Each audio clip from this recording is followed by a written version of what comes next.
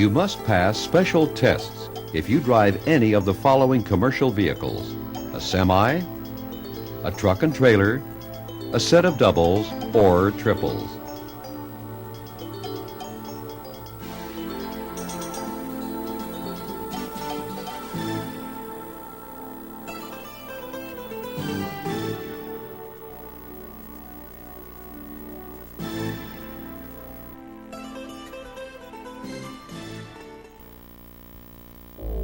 What is the cause of more than half of the truck driver deaths in crashes? Truck rollovers. Are fully loaded rigs more likely to roll over in a crash than empty rigs? Fully loaded rigs are 10 times more likely to roll over in a crash. What two things can a driver do to prevent rollovers? Keep the cargo as close to the ground as possible. Go slowly around turns. When you make a quick lane change, the trailer only may turn over. What is the effect called that produces this result? The crack the whip effect. Since a sudden movement with your steering wheel can tip a trailer over, how far behind other vehicles should you follow when pulling trailers? At least 1 second for each 10 feet of your vehicle length, plus another second if you're going over 40 miles per hour. What are some things that you can do to avoid being surprised and having to make a sudden lane change? Slow down to a safe speed before going into a turn. Look far enough down the road. At night, drive slowly to see obstacles before it is too late. Why do large combination vehicles that are empty take longer to stop than when they are fully loaded? When lightly loaded, stiff suspension springs and strong brakes give poor traction and make it easy to lock up the wheels. Why must you be extra careful when bobtailing? Bobtails can be hard to stop smoothly and take longer to stop than a loaded tractor semi-trailer. When the wheels of a trailer lock up, what will the trailer tend to do? The trailer will tend to swing around or jackknife. Why should you check your mirrors whenever you apply the brakes hard? The best way to recognize that the trailer has started to skid is by seeing it in your mirrors. If your trailer has started to skid, what should you do to get traction back? Release the brakes. Do not use the trailer handbrake. When a vehicle goes around a corner, the rear wheels follow a different path than the front wheels. What is this called? Off-tracking. What are two reasons why doubles and triples take up more space than other commercial vehicles? First, they are longer. Second, they need more space because they cannot be turned or stopped suddenly. In allowing more space, what should you do before entering or crossing traffic? Make sure there are large enough gaps before entering or crossing traffic. What is the reason why there is more chance of skids with doubles and triples in bad weather, slippery conditions, and mountain driving? You have more length and more dead axles to pull.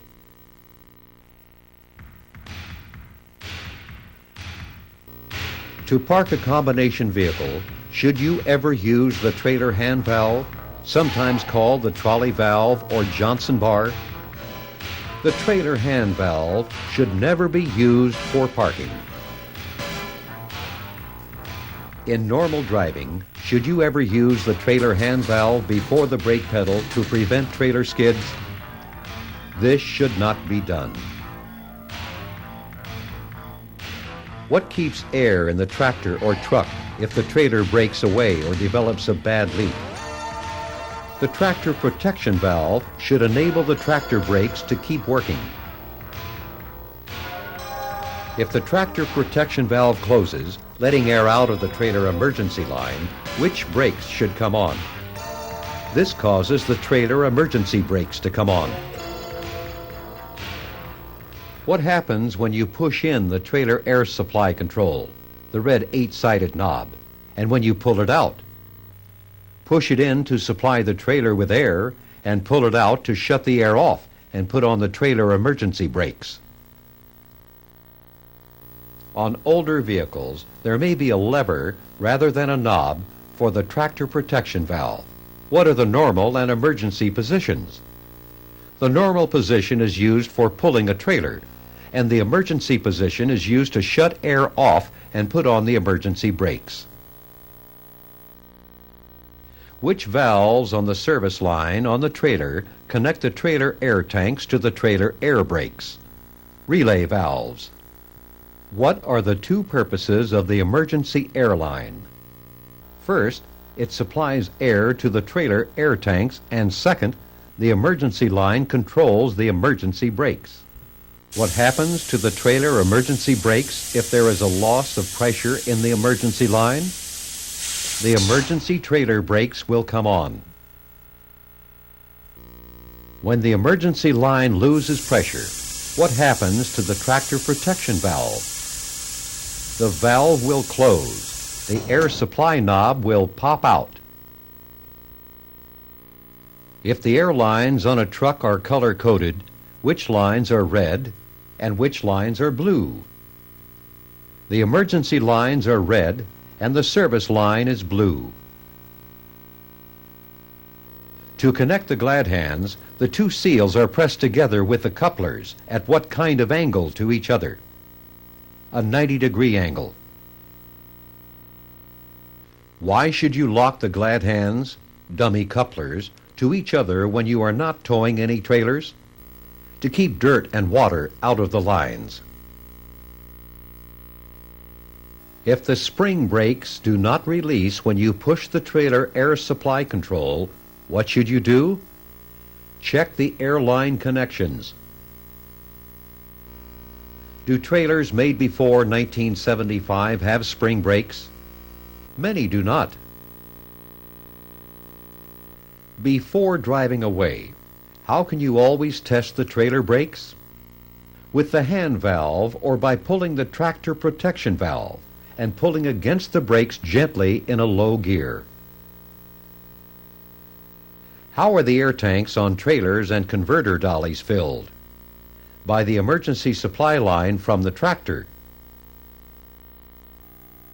What tells how much pressure the relay valve should send to the trailer brakes? The pressure in the service line, which depends on how hard you apply the foot brake or hand valve.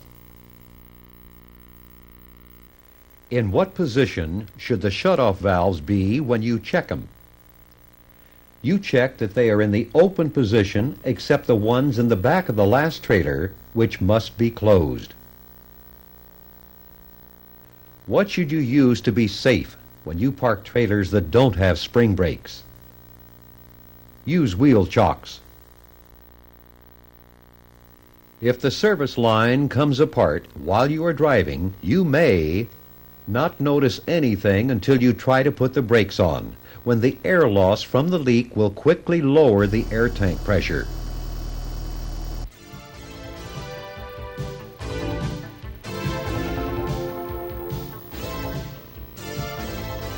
It is important that you know how to couple and uncouple trailers in combination. The questions about coupling and uncoupling are answered by Dan Shaver while he demonstrates.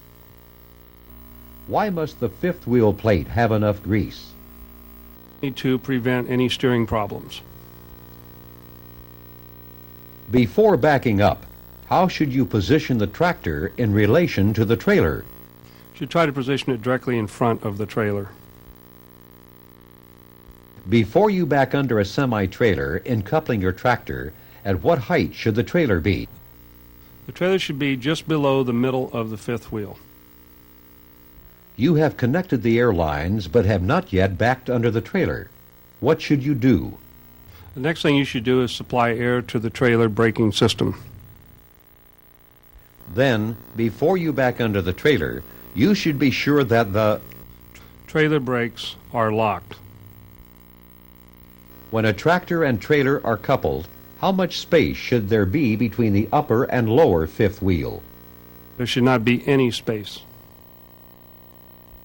How can you check the connection after you lock the kingpin into the fifth wheel? You can check it by pulling the tractor ahead gently with the trailer brakes locked. Looking into the back of the fifth wheel, which part of the kingpin should the locking jaws close around? The shank.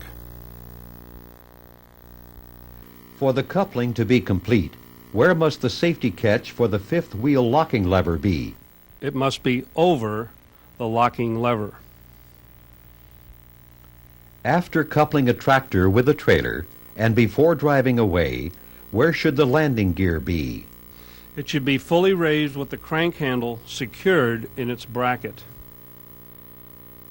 At this point, you must make certain that there is enough clearance between The tops of the tractor tires and the nose of the trailer, between the tractor frame and the landing gear. If you will be pulling doubles where one trailer is more heavily loaded than the other, where should the heavier loaded trailer be placed? It should be placed in the front of the lighter trailer. What should the trailer height be before connecting a converter dolly to a second or third trailer? It must be slightly lower than the center of the fifth wheel. Why should you never unlock the pintle hook with the dolly still under the rear trailer? The dolly tow bar may fly up.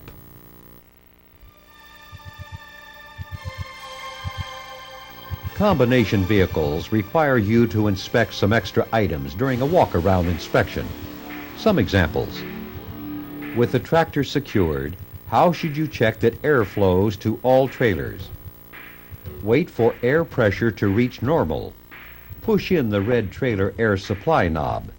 Then use the trailer handbrake to provide air to the service line. Open the emergency line shutoff valve at the rear of the last trailer. Close the emergency line valve. Then open the service line valve to check that service pressure goes through all the trailers. Then close the valve.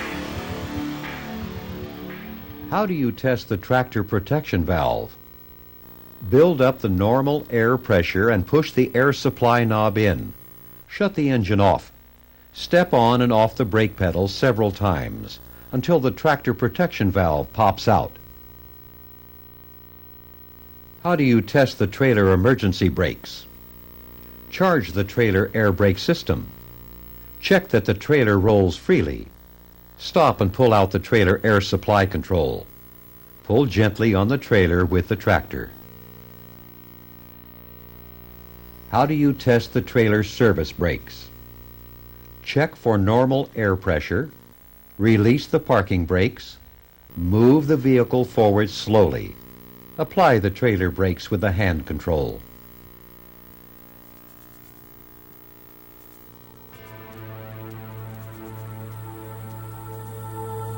It is true that some of these questions may not be asked on both the combination and doubles endorsement tests. However, the information is combined in your commercial driver handbook.